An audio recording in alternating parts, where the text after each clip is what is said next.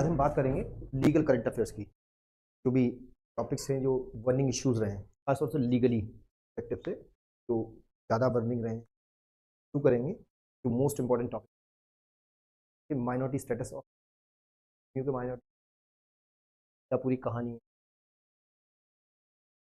Supreme court का हाल ही में, पहले भी अजीज भाषा का कई बार इसमें एक थोड़ा सा हिस्टोरिकल बैकग्राउंड देखेंगे, इसका लीगल बैकग्राउंड क्या रहा है, एमयू किस तरह से बनी। क्योंकि जब हम आर्टिकल 30 पढ़ते हैं इंडियन कॉन्स्टिट्यूशन का, 30 का क्लॉज 1, तो माइनॉरिटीज़ को राइट्स दिए गए हैं। बहुत राइट्स क्या है, वो स्टैब्लिश कर सकते हैं अपने एजुकेशनल इंस्टीट्यूशंस को और उसको एडमिनिस्टर कर सकते हैं। तो स्टैब्लिश करने का जितनी भी माइनॉरिटीज़ हैं, दो तरह की होती हैं। एक होती हैं आपकी माइनॉरिटीज़ तादाद में, होती है लिंग्विस्ट, रिलीजियस माइनॉरिटी भी होती है, ठीक है। तो यहाँ पर जो माइनॉरिटी की बात की गई है, रिलीजियस माइनॉरिटी और लिंग्विस्टिक माइनॉरिटीज़ दोनों की। ज़बान के आधार पर बहुत सारी भाषाएं ऐसी होती हैं, लैंग्वेज जो बोली जाती है, कम तादाद में बोली जाती हैं। एक भाषा को बोलने वाले लोग ज़्यादा हैं, एक भाषा कम है। जो नंबर ऑफ स्पीकर्स हैं बोलने वाले भाषा को, उस बेस पे भी हम उनको क्या बोलते हैं, माइनॉरिटी। ज़बान के आधार पर उनको बोलते हैं लिंग्विस्टिक माइनॉरिटीज़, ठीक है, भाषा के आधार पर। और दूसरे होते हैं रिलीजियस माइनॉरिटी। तो रिलीजियस माइनॉरिटी का मतलब क्या है यहाँ पर, रिलीजियस माइनॉरिटी कोई इंसान इस मजहब को कितना फॉलो करता है। यहाँ पर देखते हैं मेजॉरिटी में अगर जो मजहब है, मेजॉरिटी में वो हिंदू धर्म है, लगभग 82%। तो बाकी रेस्ट ऑफ और आपका 80%, 85। बाकी अगर मैं मुस्लिम्स की बात करूँ 14 से 15% मुस्लिम्स को भी क्या है, माइनॉरिटी स्टेटस हिंदुस्तान में, क्योंकि तादाद के हिसाब से कम है। यहाँ पर थोड़ा सा समझने वाली बात है। तो इसी तरह की जो माइनॉरिटीज़ हैं, तो मुस्लिम्स भी माइनॉरिटीज़ हैं। जो एमयू का जो माइनॉरिटी कैरेक्टर है, पर लेकर लड़ाई किस बात की हुई, साहब ये स्टैब्लिश कैसे किया, के द्वारा किया गया, किसने स्टैब्लिश किया। हम देखते हैं आर्टिकल 30 क्या कहता है कि इनके पास एक फंडामेंटल राइट्स है, राइट है। फंडामेंटल राइट्स में क्या है, फंडामेंटल राइट्स में ये है कि ये जो माइनॉरिटीज़ होंगे वो क्या करेंगे, माइनॉरिटीज़ ये करते हैं अपनी खुद की एजुकेशनल इंस्टीट्यूशंस को क्या करेंगे, स्टैब्लिश करेंगे, और उनका भी अपना आप से ही क्या करेंगे, एडमिनिस्ट्रेशन, ठीक है।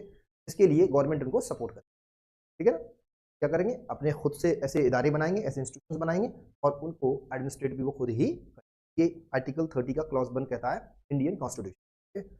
अब यहाँ पर जो कंट्रोवर्सी हुई वो क्यों हुई, चलो पहले वो देख लेते हैं, क्या एक हिस्टोरिकल बैकग्राउंड क्या रहा, हमें पढ़ना क्या क्या इसके अंदर। आज का जो टॉपिक है, हम जनवरी को डिस्कस कर रहे हैं।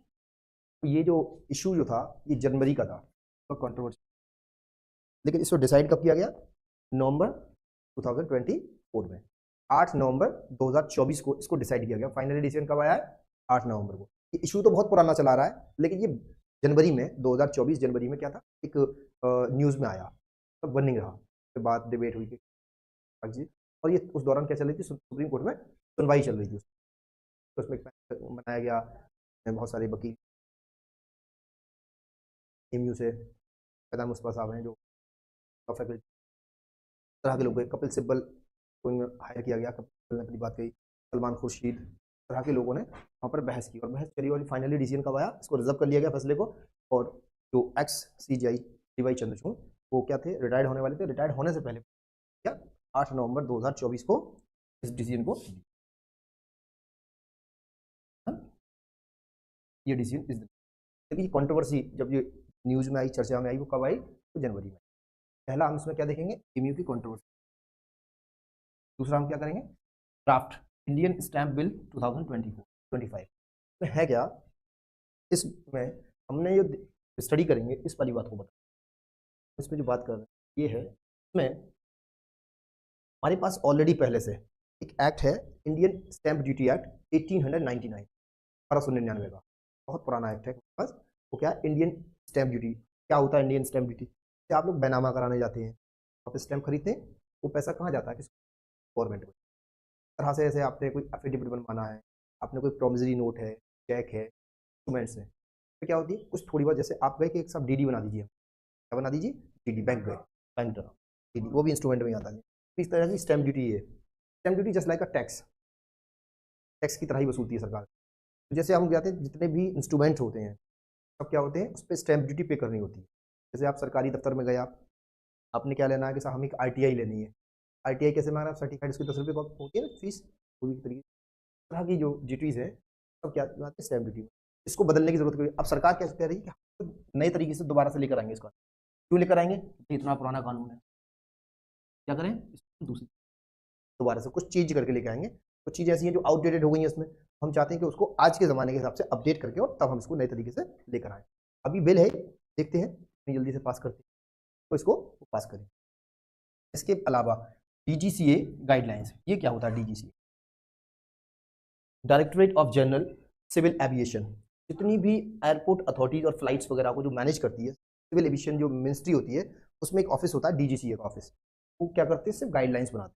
तो यहाँ क्या बताया गया है इन्होंने? यहाँ ये बताया कि इन्होंने कोई भी एयरलाइन में या एयरपोर्ट अथॉरिटी जो भी इसकी प्रीमिसेस हैं, एयरपोर्ट के पास, एयरपोर्ट के अंदर, या फ्लाइट में, या फ्लाइट कभी क्रू मेंबर से आप बदतमीजी करते हैं या इस तरह का कोई बिहेव करते हैं आप, जो कैसा है वो इनके हिसाब से, इनकी गाइडलाइन के हिसाब से सही नहीं है। इस पर भी इन्होंने कुछ गाइडलाइंस बनाई है। इन्होंने क्या करी है? 3 तरह की एक लेवल बना रखा है कि भाई कम हीनियस क्राइम है, तो मतलब इंसान के कामों को 3 जगह बांट दिया है। कैसे बांटा है?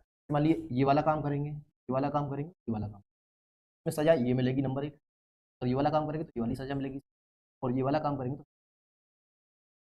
एक आदमी के 3 काम बांट रखे हैं। जैसे अगर मैंने किसी को अब्यूजिंग लैंग्वेज का इस्तेमाल किया, किसी को मैंने गाली बक दी, इसको क्रू मेंबर या स्टाफ को, तरह की गाइडलाइन कौन किसने बनाई है? अभी ये दोबारा से बनाई है। अभी एक बड़ी चर्चा में रहा था, ये क्यों रहा था कि एक पैसेंजर ने एक पायलट के साथ बदतमीजी थप्पड़ मार दिया था एयर इंडिया की। क्यों मार दिया था? वो लैंड कराने में देरी कर दिया। क्यों मार दिया? कि उसने लैंड कराने में देरी कर दी, को लेकर थप्पड़ मार दिया उसको। तो फिर डीजीसीए को लगा, पहले से थी मौजूद, पहले से रूल थे, लेकिन इनको लगा कि नहीं, रूल और थोड़ा सा रिफाइन करके और थोड़ा सख्त करने चाहिए, जो इस तरह की घटना हो रही है। पहले सुना था किसी फ्लाइट के मतलब पायलट को भी थप्पड़ मार दे रहा है, नहीं सुना होगा। लेकिन अब क्या है कि इन्होंने इस तरह की घटना सामने आती है, इस तरह का ये चीज़ें होती हैं, फिर इस पर डीजीसीए ने क्या कहा, और सख्त गाइडलाइंस को, इसको भी अभी हमें पढ़ना है। 1 2 3 चीज़ें। चौथी चीज़, अभी आपने देखा होगा सुप्रीम कोर्ट का जो वर्डिक्ट आया है बिल्किस बानो के, बहुत चर्चा में रहा। ये बिल्किस बानो ये पीड़ित हैं, विक्टिम हैं कहाँ की? गुजरात दंगों की। गुजरात जो राइट्स हुए 2002 में, उनमें क्या किया गया? इनके घर के 7 लोगों को इनकी आंखों के सामने मार दिया जाता है, और क्या किया जाता है? और दूसरी चीज़ ये होता है कि इनके साथ गैंगरेप करते हैं 11 लोग, और ब्रूटली इनके घर वालों को इनकी आंखों के सामने मार दिया था। तब से ये 2002 से लगातार लड़ाई लड़ रही हैं, और फाइनली ये गुजरात में चलता है कुछ दिन केस, फिर इनको डेथ थ्रेट्स आने लगती हैं, जान से मारने की धमकियाँ आने लगती हैं। ये सुप्रीम कोर्ट जाती हैं, और सुप्रीम कोर्ट क्या करते हैं? फाइनली इनके केस को ट्रांसफर कर देते हैं फ्रॉम अहमदाबाद टू मुंबई, और मुंबई फाइनली इसका केस चलता है, और इनके केस में क्या होता है? 11 के 11 लोगों को जी सुप्रीम कोर्ट सुप्रीम कोर्ट को तो पूरे इंडिया पे जुडिक्शन है ना, कर सकते हैं। ठीक है, सुप्रीम कोर्ट में तो अपील में गए, बता कुछ और रहा हूँ। ट्रायल जो चला इसका, वो गुजरात से अहमदाबाद से ट्रांसफर होकर बम्बई आया। फिर ट्रायल जैसे अलीगढ़ की जिला कोर्ट है, ट्रायल कोर्ट होती है। अपलेट कोर्ट कौन सी होती है? हाई कोर्ट और ये यहाँ ट्रायल किया, और ये मुंबई की कोर्ट के द्वारा इनको पनिश किया गया 11 के 11 लोगों को, और इनको क्या दिया? लाइफ इम्प्रिजनमेंट की सजा सुनाई 11 लोगों को। लेकिन इसमें क्या किया गया? इसमें गुजरात सरकार ने इंटरफेयर करते हुए इन 11 के 11 लोगों के रिमिशन कर दिया। सर रिमिशन मतलब रिड्यूस कर देना, जो आपको पनिशमेंट मिला उसको घटा देना, तो सजा को घटा दिया, और इनको क्या कर दिया? रिहा कर दिया। अभी ये जनवरी में हुआ था। फिर इसको लेकर बिल्किस बानो दोबारा से कहा जाती है सुप्रीम, और supreme court supreme court Gujarat सरकार को इंटरफेयर करता है, और गुजरात सरकार का डिसीजन जो है रिवर्ट बैक कराता है, आपका डिसीजन गलत, और सुप्रीम कोर्ट क्या करता है? 11 की अभी ये भी पढ़ेंगे। इसके अलावा ये anti trafficking law, Kerala high court verdict. Anti trafficking law क्या होता है? ट्रैफिकिंग, ट्रैफिकिंग समझते हैं आप लोग? जैसे आपने एक मूवी आई होगी मर्दानी मूवी, कुछ टाइम देखा था आपने? अभी टाइम बहुत काफ़ी टाइम हो गया, 5 साल। रानी मुखर्जी, लोगों वाली ट्रैफिकिंग में क्या होता है? बेसिकली प्रोस्टिट्यूशन के लिए छोटी छोटी उम्र की लड़कियां, माइनर, उनको किसी जॉब का लालच देके कभी विदेश ले गए, उनको बेच देते। तो ये ट्रैफिकिंग को लेकर एंटी ट्रैफिकिंग लॉ बनाने की बात की, किसने आदेश दिया है? केरला हाईकोर्ट ने। हमें इतनी चीज़ें पढ़नी है, ये बहुत बर्निंग इश्यूज रहे हैं अभी जनवरी 2024 के, हम इनको डिस्कस करेंगे। हम सबसे पहले पढ़ेंगे एमयू का जो माइनॉरिटी स्टेटस है उस पर। यहाँ तक बात समझ में आई आप लोगों को? कैसे? अभी आपको नोट्स दिलवा दिए जाएंगे ये वाली। और जो लोग ऑनलाइन है उनको PDF में शेयर। एमयू माइनॉरिटी स्टेटस, थोड़ा सा हिस्ट्री जान लेते हैं, इसकी हिस्ट्री थी क्या। देखिए, हालांकि इंडो इस्लामिक कल्चर जब हम पढ़ाएंगे, ये पढ़ाएंगे सर सैयद की लाइफ पढ़ाएंगे तब। Sir Syed Ahmed Khan established MAO college in 1877। Sir Syed Ahmed Khan ने सबसे पहले क्या बनाया, एक MAO कॉलेज 1877 में बनाया, जो कि अलीगढ़ में स्टार्ट, ठीक है। इन 1920 AMU Act was enacted incorporating AMAO College and Muslim University Association in। इस एक्ट ने क्या किया, ये एक्ट लाई गई है, एक्ट का नाम क्या था, AMU एक्ट। कब आया है, 1920 में। was enacted incorporating MAO College and Muslim University Association in AMU। ये दोनों ही को मिलाकर, एक MAO कॉलेज को मिलाकर और ये मुस्लिम यूनिवर्सिटी एसोसिएशन को, दोनों को मिलाकर क्या बना दिया गया, AMU बना, ठीक है। ये सबसे पहले क्या बनाया था, सैयद अहमद खान है, MAO कॉलेज बनाया और ये 1877 में बनाया, चल रहा था यूनिवर्सिटी एसोसिएशन। और ये जो एक्ट था ये ब्रिटिश पार्लियामेंट ने पास किया था, और इस एक्ट के ही जरिए MAO कॉलेज को स्टेटस किसका मिल गया, अलीगढ़ मुस्लिम यूनिवर्सिटी। कब मिलाई, 1920 में, ठीक है। आगे देखते हैं की अमेंडमेंट्स।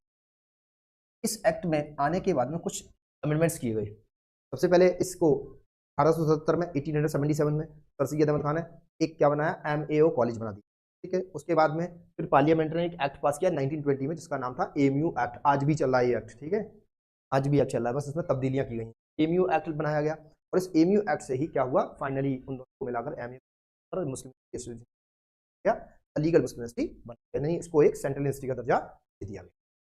आगे देखिए इसमें क्या क्या तब्दीलियां हुई वक्त के हिसाब से इस वाले एक्ट में। ये एक्ट है, आने वाले वक्त पर जरूरतें पड़ती नहीं, उसको चेंज करते गए। पहला अमेंडमेंट क्या रहा, रिमूव कंपलसरी रिलीजियस एजुकेशन। तो सबसे पहले क्या होता था कि ये जो MAO कॉलेज बनाया गया था, इसमें रिलीजियस जो एजुकेशन थी वो कंपलसरी थी। इस MAO कॉलेज में मुस्लिम लोगों के लिए रिलीजियस एजुकेशन को दिया जाता था उस वक्त जब बना था। लेकिन जब ये AMU बना उसके बाद इसमें जरूरत पड़ी, इसको देखो रिमूव किया गया, compulsory religious education. Religious education को क्या कर दिया, कंपलसरी कर दिया, खत्म कर दिया। यहाँ कंपलसरी था, यहाँ खत्म कर दिया।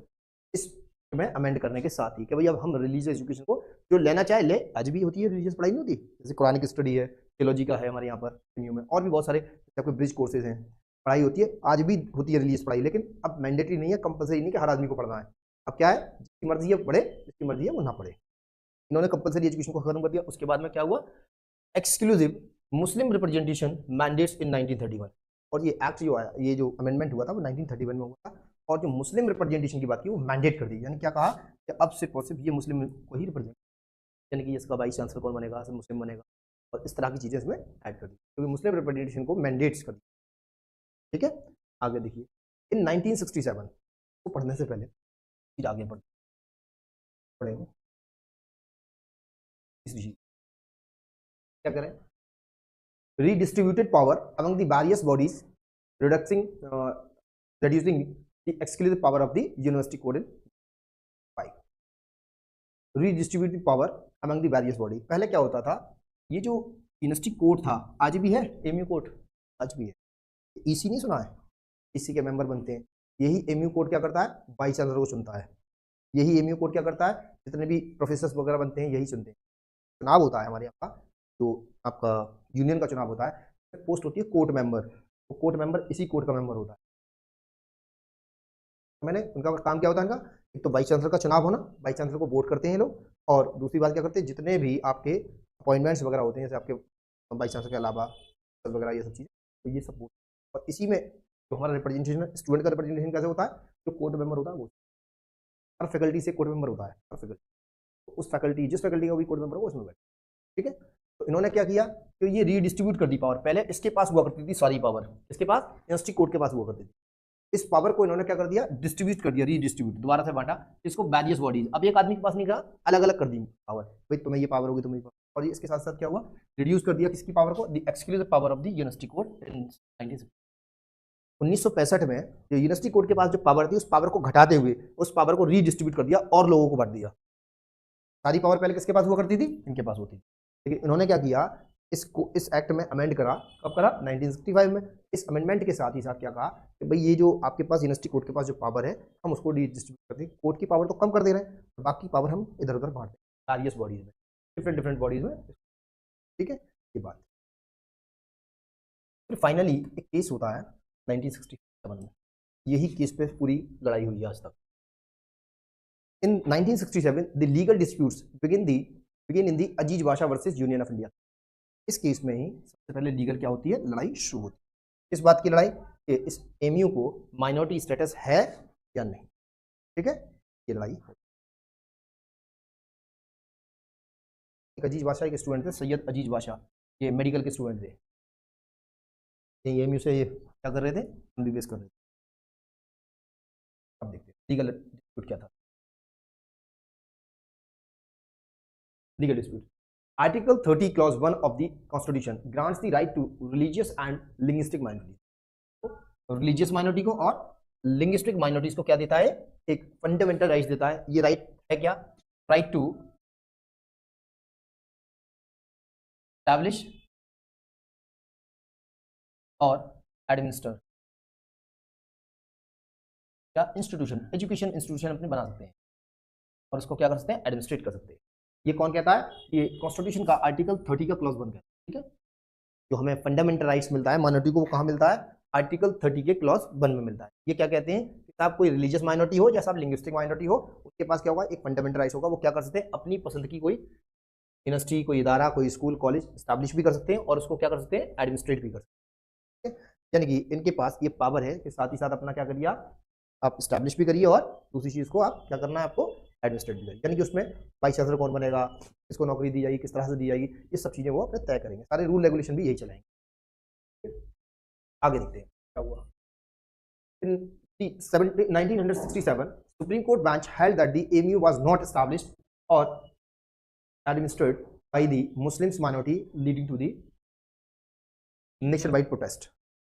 क्या हुआ, जैसे ही सुप्रीम कोर्ट ने ये अजीज बाशा के इसमें कहा, क्या कहा, एमयू को स्टैब्लिश नहीं किया गया है, कैसे, ना तो एडमिनिस्ट्रेट किया गया है बाय दी मुस्लिम, तो इसको क्या कह दिया गया, साहब ये माइनॉरिटी नहीं है। और इसी को लेते हुए भारत में क्या शुरू हो गए, प्रोटेस्ट मुस्लिम के बाद। अजीज बाशा के केस में तो यहाँ तो ये राइट है, हमें ये राइट है या नहीं है, इसी राइट को हमें यहाँ पे हम क्लेम कर रहे थे कि साहब हमने बनाया है मुस्लिम से, हमने बनाया इसको इदारे को, इस एमयू को हम ही चलाएंगे, लिए लिहाजा हमें क्या मिलना चाहिए, माइनॉरिटी स्टेटस मिलना। लेकिन सुप्रीम कोर्ट ने अजीज बाशा के केस को 1967 में बात को मान्य कहा नहीं, हाँ तो आप स्टैब्लिश किए ये आपका क्वेश्चन है वो क्या है, माइनॉरिटी नहीं। बात को लेकर नेशन वाइड क्या हुआ, शुरू हो गए पूरे भारत में तो आंदोलन हुआ शुरू। आपने डिसीजन क्यों दे दिया, आगे देखिए।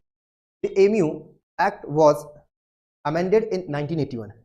एमयू ने क्या किया, अपने इस द्वारा से एमयू एक्ट को अमेंड किया to reaffirm the university is minority status which was contested in subsequent legal matters. इन्होंने क्या किया, ठीक है तुमने ये दे दिया डिसीजन, इन्होंने पार्लियामेंट ने क्या करा, 1981 में एक अमेंडमेंट लेकर आई पार्लियामेंट और क्लियरली कह दिया, रीअफर्म किया द यूनिवर्सिटीज माइनॉरिटी स्टेटस, कि भाई यूनिवर्सिटी कैसी है, माइनॉरिटी स्टेटस है। सुप्रीम कोर्ट ने कहा मना किया, इस सुप्रीम कोर्ट ने कि नहीं भाई ये माइनॉरिटी इंस्टीट्यूशन नहीं है। लेकिन अगले ही टाइम पर 1981 में ये प्रोटेस्ट जो हो रहे थे, इस प्रोटेस्ट के चलते सरकार ने क्या कहा, नहीं ये जो हम रीअफर्म कर देते हैं कि नहीं भाई ये कैसा है, ये माइनॉरिटी ही इंस्टीट्यूशन। इस सरकार ने कैसे कहा, एमयू का जो एक्ट था, एमयू एक्ट जो था, एमयू एक्ट जो था, ये जो एमयू एक्ट था, इस एमयू एक्ट को 1920 बनाया गया था और इसी एमयू एक्ट में चेंज कर दिया, रीअफर्म करके दे दिया कि नहीं भाई ये कैसा है, ये माइनॉरिटी इंस्टीट्यूशन ही है, ठीक है। अभी इससे क्या हुआ, सब्सिक्वेंटली लीगल बैटल शुरू हो गए और लीगल लड़ाई बढ़ गई, लोग और इस एक्ट के खिलाफ जाएंगे सुप्रीम कोर्ट। रिजर्वेशन कंट्रोवर्सी, नई लड़ाई पैदा हुई। अब 1981 में क्या कहा पार्लियामेंट ने, भारत की पार्लियामेंट ने कहा कि ये कैसा है इंस्टीट्यूशन, एमयू इंस्टीट्यूशन, ये माइनॉरिटी है। लेकिन इससे पहले 1967 में क्या कहा था सुप्रीम कोर्ट ने, कि माइनॉरिटी इंस्टीट्यूशन नहीं है। इसके बाद रिजर्वेशन का एक बड़ा मसला हो गया 2005 में। इन 2005 MU reserve 50% of PG medical seats for Muslim candidates. इन्होंने क्या किया 2005 में, एमयू ने क्यों कहा, इन्होंने ऐसा क्यों करा, क्योंकि इन्हें मालूम है कि हमें 1981 में क्या मिल चुका है, माइनॉरिटी का स्टेटस हमें मिल चुका है, भाई हम तो कर सकते हैं ये वाली बात, क्योंकि ये राइट हमें कौन देता है, आर्टिकल 30 का क्लॉज 1। क्योंकि अजीज बाशा में आपने मना कर दिया सुप्रीम कोर्ट ने, अजीज बाशा के सुप्रीम कोर्ट के फैसले को ओवररूल किसने कर दिया 1981 में, भारत की पार्लियामेंट ने। भारत की पार्लियामेंट ने कहा कि नहीं, एमयू क्या है, एमयू खुद अपने आप में एक माइनॉरिटी इंस्टीट्यूशन है। इसी बात को इन्होंने सीरियस लेते हुए 2005 में क्या कर दिया, 50% पीजी मेडिकल सीट्स कर दिया मुस्लिम के लिए, सब कर दिया। यानी कि 100 सीटें आई थी पीजी मेडिकल के लिए, जैसे एमबीबीएस के बाद में एमएस और एमडी होता है ना, वो पीजी होता है। एमबीबीएस के अलावा पीजी सीट्स में इन्होंने 50% सीट रिजर्व कर दी मुस्लिम कैंडिडेट के लिए। क्यों कर दी? क्योंकि 1981 में ये वाली बात पार्लियामेंट ने कह दी थी कि भाई आपका इंस्टीट्यूशन क्या है, माइनॉरिटी है, और हमें जो राइट मिला है वो यहाँ मिला है कि भाई हम क्या कर सकते हैं, अपनी इदारों को, अपनी इंस्टीट्यूशन को, अपने स्कूल को वगैरह को क्या कर सकते हैं, स्टैब्लिश कर सकते हैं और उनका एडमिनिस्ट्रेशन भी कर सकते हैं। लेकिन इस फैसले को लेकर कहाँ गया, कहाँ गया ये, हाईकोर्ट ऑफ इलाहाबाद गया। ये doctor Naresh Agarwal versus union of India 2005 का केस है। इस केस में कौन लेके गए, डॉक्टर नरेश अग्रवाल हैं। ये डॉक्टर नरेश अग्रवाल यहाँ पे रहे होंगे डॉक्टर पहले कभी, उसी टाइम में 2005 में।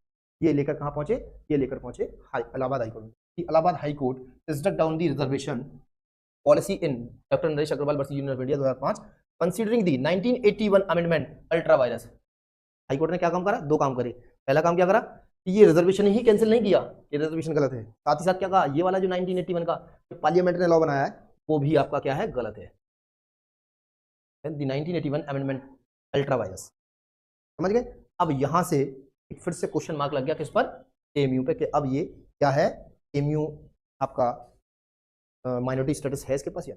अब तक तो सब सही चल रहा था, 1981 में तो कोई लाई नहीं बची थी। 1981 में पार्लियामेंट ने कह दिया कि भाई एएमयू क्या है, एएमयू माइनॉरिटी स्टेटस। लेकिन ये 2005 में जैसे ही एएमयू ने ये रिजर्व की सीटें 50%, इस 50% सीट के आदेश को लेकर डॉक्टर नरेश अग्रवाल कहां पहुंच गए, इलाहाबाद हाईकोर्ट। और इलाहाबाद हाईकोर्ट ने इस रिजर्वेशन को तो कैंसिल कर दिया, ये रिजर्वेशन गलत है। और ये फिर यूनिवर्सिटी ने ये कहा कि हमें पावर जो है 1981 से मिली है। क्यों मिली है कि भाई हम माइनॉरिटी हम कर सकते हैं ऐसा। हाईकोर्ट ने एक कदम और आगे बढ़ के कहा कि ये वाला जो 1981 का जो अमेंडमेंट की बात कर रहे हैं आप, यही गलत है। हाईकोर्ट ने दो बातें खत्म की। नरेश अग्रवाल के केस में क्या काम करा, दो काम करे। पहला काम क्या करा, इन्होंने रिजर्वेशन को खत्म किया कि भाई इस तरह का कोई रिजर्वेशन नहीं कर सकते आप। लेकिन एएमयू ने कहा कि भाई हम कर सकते हैं, हमें पावर है, हमें पावर यहाँ से है। 1981 में सुप्रीम कोर्ट ने क्या कह दिया था हमसे, पार्लियामेंट ने क्या कह दिया था कि हमारा इंस्टीट्यूशन क्या है, माइनॉरिटी है। कोर्ट ने एक कदम आगे बढ़कर और कहा कि नहीं भैया आपका 1981 का जो अमेंडमेंट है वही गलत है। दोनों चीजें खत्म। डॉक्टर नरेश अग्रवाल के केस में 2005 में हाईकोर्ट ऑफ इलाहाबाद ने क्या कहा, आपका रिजर्वेशन भी गलत है और आपका जो 1981 का जो पार्लियामेंट ने लॉ पास किया, आपको अमेंड करके दिया है 19 आपका एएमयू एक्ट, वो भी गलत हुआ। अब यहाँ बड़ी संकट हो गया कि भाई अभी तक तो हम जी रहे थे कि भाई माइनॉरिटी है हमारा इंस्टीट्यूट, अब तो फिर एक नई लड़ाई पैदा हुई। इसके लिए ये फिर दोबारा से लड़ाई खत्म हो चुकी थी 1981 में। ये दोबारा से लड़ाई कहाँ पैदा हुई, डॉक्टर नरेश अग्रवाल में पैदा हुई 2005। अब देखते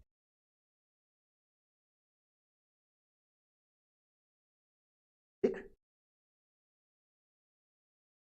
बात समझ में आ रही है ना।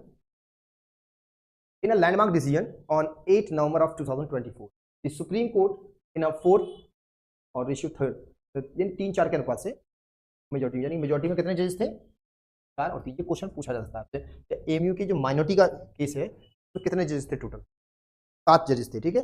फेवर में कितने थे, 4, और डिसफेवर में कितने थे, 3। 4 जजेस ने क्या कहा कि भाई माइनॉरिटी है, और 3 जजेस ने मना किया। ये डिसीजन हमेशा मेजोरिटी से होते हैं, ठीक है। तो डिसीजन किस में आया, फेवर में आया। तो कह रहे हैं इन अ 4/3 majority verdict overturned in 1967 judgment in the Aziz Bashawat Union of India case, which had denied the AMU minority status due to its designation as a center. क्या कहा इस केस में, जो अभी डिसाइड हुआ है नवंबर 2024 में, इस केस में क्या कहा कि आपका जो जजमेंट जो चला आ रहा था अजीज बाशावा, क्योंकि ये जो जैसी माइनॉरिटी स्टेटस खत्म किया, कब खत्म किया, 2005 में, तो अजीज बाशा जिंदा हो गए दोबारा से, क्योंकि अजीज बाशा में ही सबसे पहली बार मना किया गया था। क्या कहा था अजीज बाशा में, एएमयू माइनॉरिटी इंस्टीट्यूशन नहीं है। उस अजीज बाशा को, अजीज बाशा का केस कब हुआ था, 1967 में। इसको खत्म किसने किया, इस केस को पहले खत्म किसने किया था, 1981 में पार्लियामेंट ने। पार्लियामेंट ने क्या कह दिया था कि नहीं, अजीज बाशा का केस गलत डिसाइड हुआ है और एएमयू को क्या है, माइनॉरिटी स्टेटस। लेकिन इस 1981 के जो पार्लियामेंट के आदेश को किसने चेंज किया, 2005 में नरेश अग्रवाल ने। पार्लियामेंट यानी कि जो स्थिति पहले थी इस टाइम पर वही बनी रही दोबारा में। समझ में आई, जो पहले स्थिति थी वो सेम लौट आए, ठीक है। इसके बाद में अब फाइनली अजीज बाशा को कब किया गया ओवर रूल, अभी किया गया 8 नवंबर, Aziz Basha versus union of India case which had denied the AMU minority status. ने क्या किया था, एएमयू स्टेटस को डिनाइड किया था due to the designation as a central institute. और इसने कहा था कि सेंट्रल इंस्टीट्यूट में कोई माइनॉरिटी इंस्टीट्यूशन नहीं हो सकता। ये इन्होंने जो आपका डेजिग्नेशन है वो क्या है, सेंट्रल इंस्टीट्यूट का डेजिग्नेशन है, ये कोई भी सेंट्रल इंस्टीट्यूट क्या नहीं हो सकती, ये इन्होंने तर्क दिया था उस टाइम पर।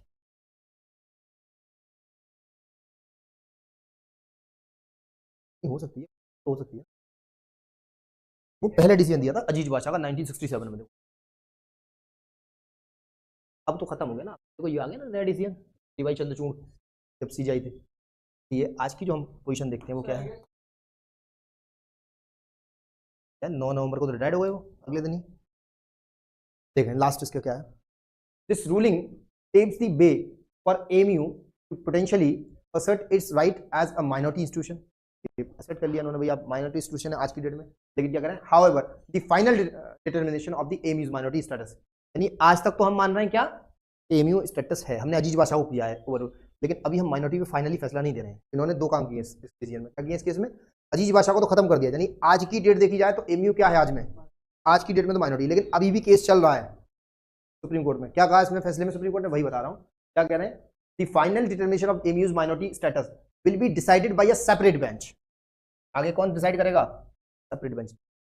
हमने सिर्फ क्या किया, ये जो डीवाई चंद्रचूड़ ने जो फैसला दिया था 4-3 से आया, इस फैसले में ये कहा गया सिर्फ और सिर्फ कि जो AMU का माइनॉरिटी स्टेटस की वजह से खत्म हो रहा था अजीज बादशाह की वजह से, हम सिर्फ अजीज बादशाह के केस को क्या करते हैं, खत्म कर देते हैं। यानी आज की डेट क्या है, आज की डेट में AMU is a minority institution आज की डेट में, लेकिन अभी भी स्टिल क्या है, केस पेंडिंग चला रहा है, क्योंकि उसी फैसले में अपने डीवाई चंद्रचूड़ ने क्या कहा, इसके जो माइनॉरिटी का जो कैरेक्टर है इसको फाइनली डिसाइड कौन करेगा, ये हम एक सेपरेट बेंच बना के जाएंगे, उस बेंच से कोई डिसाइड नहीं हुआ है फाइनली, अभी भी कंट्रोवर्सी।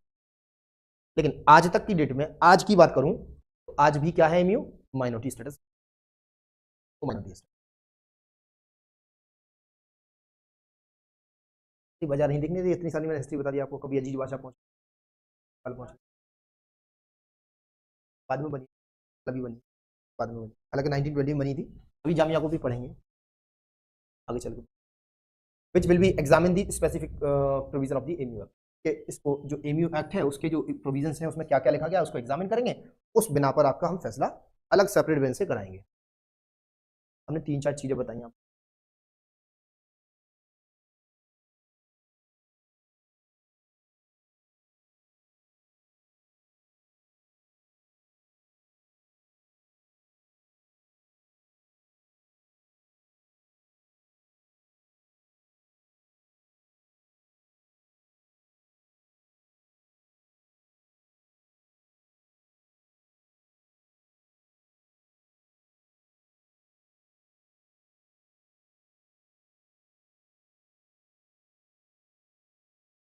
एमएओ कॉलेज बनाया गया, ठीक है,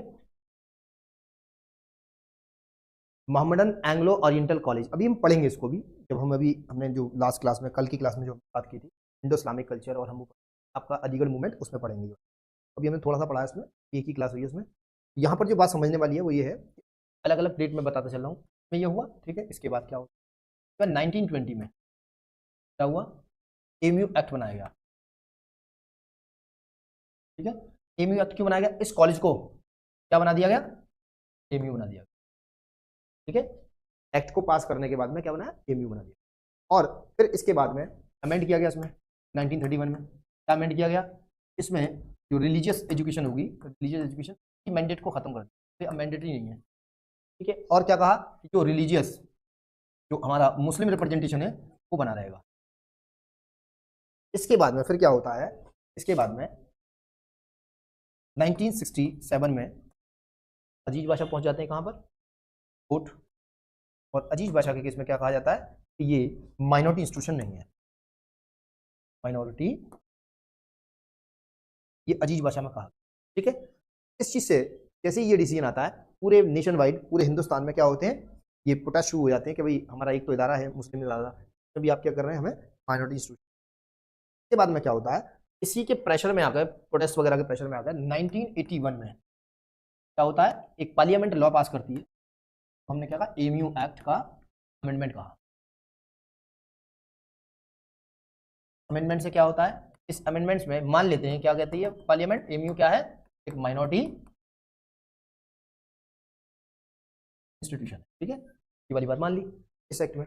लेकिन ये चला आ रहा था, कोई दिक्कत नहीं थी, कुछ नहीं हुआ, लेकिन 2005 में अचानक से एमयू क्या करती है, क्योंकि एमयू को क्या लग रहा है कि हमारा इंस्टीट्यूशन क्या है, माइनॉरिटी है, इससे यहाँ से हमें बता दिया गया था हमारा इंस्टीट्यूशन। इन्होंने क्या किया, 2005 में 50% पीजी सीट्स, इसकी मेडिकल की 50 सीटें जो पीजी की सीटें थी, उनको क्या करते, रिजर्व करते थे 40 मुस्लिम कैंडिडेट्स, ठीक है, मुस्लिम कैंडिडेट्स के लिए। इस बात से नाराज होकर 2005 में कौन जाते हैं? Doctor Naresh Agarwal versus union of India 2000। ये केस में कहाँ चले जाते हैं? इलाहाबाद। ये इलाहाबाद हाईकोर्ट ये फैसला देता है कि ये जो आपने रिजर्वेशन किया है, रिजर्व किया है 50% सीट्स को, एक तो ये गलत है, ठीक है, इसको कैंसिल कर दे। और दूसरा, जब एमयू से पूछा जाता है कि आपने इस तरह की सीटें क्यों की 50% रिजर्व, एमयू ने बताया कि हम तो वही माइनॉरिटी स्टेटस रखते हैं। कैसे रखते हो? वो 1981 में जो अमेंड किया था ना, इस वजह से रखते हैं हम तो, ये पार्लियामेंट ने कहा। तो हाईकोर्ट ने कहा कि यही गलत है। जब ये गलत है तो ये कर ही नहीं सकते आप, जब माइनॉरिटी है ही नहीं तो आप 50% सीट कैसे कर सकते रिजर्व? लिहाजा ये बात को वैलिड माना गया और हाई ये दोनों चीजों को खत्म करते हुए क्या कहा कि जो अजीज बादशाह का केस है वर्सेस यूनियन ऑफ इंडिया, ये कैसा सही? समझ में आई? यानी कि यहां पर हाईकोर्ट ऑफ इलाहाबाद ने क्या कहा, 50% रिजर्वेशन का सवाल तो तब उठेगा जब ये बात सही हो। ये वाली बात ही नहीं सही थी। जब ये वाली बात सही नहीं थी तो 50% रिजर्वेशन का मतलब क्या बचा? तो यही खत्म कर दिया, 50% रिजर्वेशन तो ऑटोमेटिकली खत्म हो जाए। इसके बाद में क्या होता है, ये दोनों बातें कहने के बाद हाईकोर्ट कहता है कि जो अजीज बादशाह का जो प्रीवियस केस है सुप्रीम कोर्ट के द्वारा डिसाइड, वो आज भी क्या है, बरकरार रहेगा। और अजीज बादशाह का केस जिंदा होने का मतलब क्या है? अलीगढ़ मुस्लिम यूनिवर्सिटी को माइनॉरिटी स्टेटस नहीं। समझ में आई? इतनी लड़ाई हुई, फिर उसके बाद में क्या हुआ, फिर से अजीज बादशाह के खिलाफ चले गए हम, सुप्रीम कोर्ट गए, बड़ी सीन था। जब हम सुप्रीम कोर्ट पहुंचे, सुप्रीम कोर्ट ने 8 नवंबर 2024 को क्या किया, इस केस को डिसाइड कर। उसमें क्या कहा कि हम क्या करते हैं, सुप्रीम कोर्ट ने कहा कि हम क्या करते हैं, सुप्रीम कोर्ट ने कहा हम क्या करते हैं, अजीज बादशाह के केस को, अजीज बादशाह के केस को क्या करते हैं, स्ट्रक डाउन करते हैं। स्ट्रक डाउन, स्ट्रक डाउन का मतलब होता है खत्म कर दिया। और आज की डेट में कब से, फ्रॉम 8 नवंबर 2024 से लेकर टू टिल डेट, आज की डेट तक क्या रहेगा, ये माइनॉरिटी स्टेटस है।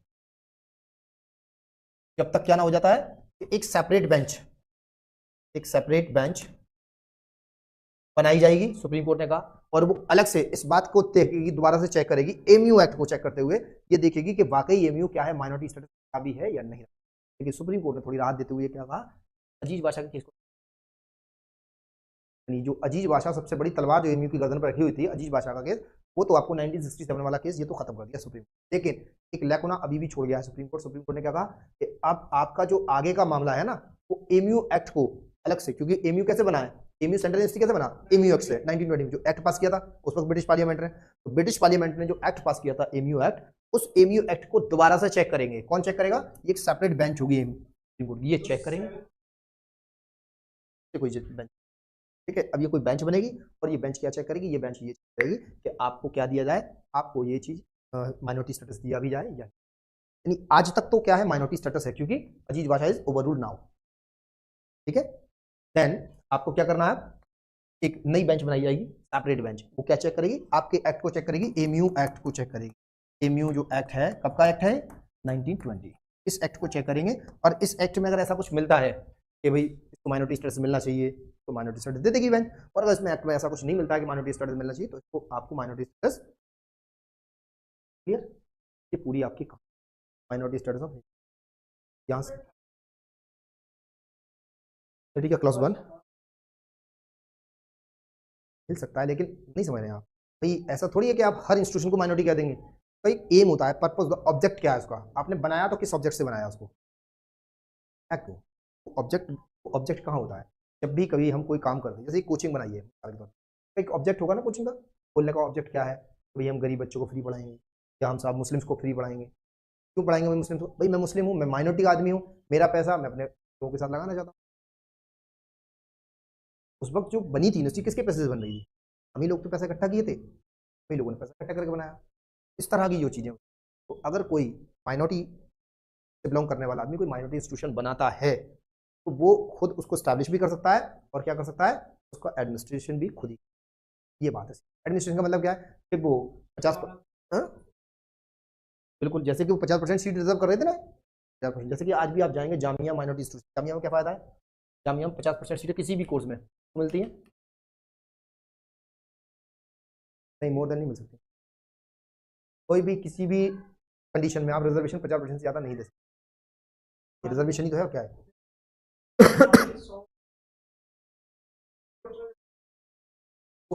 आपकी बात समझ, वो ऐसे होता है, जैसे मान ली 100 सीटें, ठीक है, तो बाइफरकेट कर दिया, 50% मुस्लिम के लिए हो गई, 50% कोई भी आ सकता है। अब जी कोई में भी आने में मुस्लिम भी जा सकता है, मेरिट अच्छी है तो जा सकते हो, क्यों नहीं जा सकते। मान लिया आप नीट का एग्जाम दे रहे हैं, अब नीट आपने टॉप कर दिया, तो आपको इसकी जरूरत पड़ेगी क्या। जैसे मिसाल के तौर पर आप एक एससी कैटेगरी से बिलोंग करते हैं और आप आईएएस टॉप कर दे रहे हैं, तो एससी की सीट थोड़ी लेंगे भाई। मिसाल के तौर पर आईएएस में 70 सीटें या 80 सीटें थी, 70 सीटें थी, इसमें तो 5 सीटें किसकी थी, एससी की थी।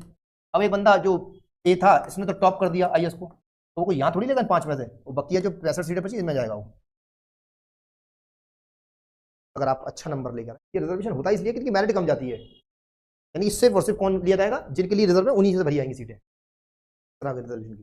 तो यहाँ पर हमेशा कभी भी क्या होता है, इस तरह की चीज़ें जब भी होंगी तो ये कोशिश की जाएगी, अगर आपको यहाँ सीट नहीं चाहिए तो आपने एग्जाम दिया, आप ओबीसी कैटेगरी से आते हैं, आप चाहते हैं कि नहीं साहब मैं ओबीसी की सीट नहीं लेना चाहता हूँ, मैं सब जनरल में सिलेक्शन, जनरल में फाइट करिए, आप नंबर उतने लेके आई जनरल के बराबर, और जनरल के बराबर नंबर आएंगे आपके, जनरल में सिलेक्ट होंगे आप उसमें। जैसे कि आपने देखा होगा कुछ टाइम पहले आईएएस टॉपर थी टीना डाबी, एससी कैटेगरी की थी वो, उन्होंने तो अपनी एससी सीट में लिया ही नहीं, उन्होंने तो जनरल में फाइट की। इस तरह से जब भी कोई रिजर्वेशन होती है, रिजर्व की जाती है सीटें, तो सबसे पहली चीज़ ये देखी जाती है रिजर्वेशन में कि आप किस कैटेगरी में आ रहे हैं। जैसे मान लीजिए मैं मुस्लिम हूँ, अगर माइनॉरिटी का यहाँ पे कोई रिजर्वेशन नहीं, तो धर्म के आधार पर कोई रिजर्वेशन इंडिया में, यहाँ क्या, जैसे कि बहुत सारी मुस्लिम ऐसे हैं जो ओबीसी में आते हैं, बहुत सारे ऐसे लोग हैं हिंदू जो एससी में आते हैं, एससी में आते हैं, ओबीसी में भी आते हैं। जैसे मान लीजिए मैं ओबीसी में आता हूँ, मैंने कोई एग्जाम दिया, मैंने ओबीसी में उसमें तो वही मैं ओबीसी, मेरे पास सर्टिफिकेट भी है गवर्नमेंट का बनाया हुआ। अब मैं जब ओबीसी में हूँ तो मैं क्या करूँ, मेरे पास दो ऑप्शन है, मेरे पास दोनों रास्ते खुले हुए हैं। पहला रास्ता क्या है मेरे पास कि मैं ओबीसी में लड़ूँ, जिसमें मुझे फायदा हो सकता है, और दूसरा रास्ता क्या है, मैं अगर ज़्यादा एक्स्ट्राऑर्डिनरी काबिल हूँ, जनरल में लड़ूँ। तो जनरल तो सबके लिए होती है, कोई भी लड़ सकता है, जनरली लड़ेगा कोई भी लड़ सकता है, इसलिए तो बोलते हैं 50% सीटें रहती हैं बाकी जनरल के लिए कितनी सीटें, तो कोई भी आ सकता है। लेकिन जो बाकी 50% है उनमें सिर्फ वही लोग आएंगे जो उस कैटेगरी के होंगे, ठीक है। ये आपका माइनॉरिटी स्टेटस था पूरा, ठीक है। बाकी कल देखते हैं, ठीक है फर्दर। तो अभी आपको नोट्स दिला देंगे वाले।